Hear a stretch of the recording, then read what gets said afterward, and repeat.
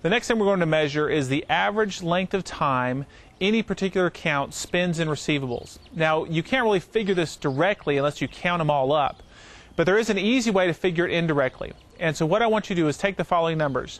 Take the total accounts receivable that you have right now and multiply it times 90. This is a 90-day period. And then what I want to do is take and divide that by what your charges were over the last 90 days. And you think about it, you think, well, that doesn't make any sense. How does that give me? What that does is it gives you a unit of days. And so let me show you some example numbers from my practice. If the current accounts receivable is $81,376, and I did not make that number up, that's really what it was when I calculated this. Multiply that times 90 days, and then divide it by my last 90 days of charges, which were $259,000. If you divide that up, you come up with a number which is 28, and the unit is days. So on average, my accounts are 28 days old. That means that probably half of them are younger than that, half of them are older than that. So what's good? Well, in my book, I think 40 days is reasonable. Now I'll tell you this number, this calculation, I didn't make this up. I'm not that smart. I got this from another coding or accounts receivable book about 6 or 7 years ago. But if you calculate this number, this gives you on average how old your accounts are. And in this particular example, it's 28 days. So that means that on average, everything is about a month old. That's good. If you're going to a bank to get a loan, they want to know how old your accounts are. What percent of your account is over 60 days old. This is a very helpful number because not only do you need to know this number, you need to track it over time. Now, if you have not been working your accounts very aggressively, when you first start doing this, you may have a number of 50 or 60 or even higher days. If you have over 60 days old, that's terrible. That means more than half of your money is 60 days old. That means you're probably not going to get it once it gets that old.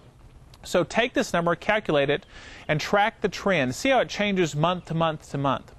What you'll find is that if your charges stay consistent every month, then this number is very helpful because it'll tell you, are my accounts getting younger or are they aging? And so what I'd like to see is that if you have a high number, as you track it over the first few months, it gets lower and lower until it gets below 40 and sort of stays constantly below 40. Now, so again, red flag if it's above 40.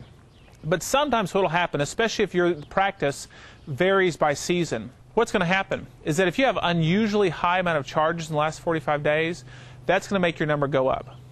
If you have unusually low charges from about 45 to 90 days ago, that's also going to make that number go up artificially. It doesn't mean it's really that old, it's just a reflection of your changes in your charges. But the third thing that can cause that number to go up is if you have a lot of charges over 90 days ago that have not been collected on yet. And that's what you really want to know. How healthy are my accounts? Is my money getting paid and collected on a timely basis? And this is a great number to know because this will tell you, okay, on average, my accounts are 35 days old, or they're 22 days old, or they're 78 days old. That to me is it's sort of like if you have take a thermometer of a patient's temperature, this is a thermometer of your practice, of your accounts receivables health. This tells you in a nutshell how healthy, how well am I dealing with these accounts receivable. So don't forget that number. Measure how old on average your average account spends in receivables.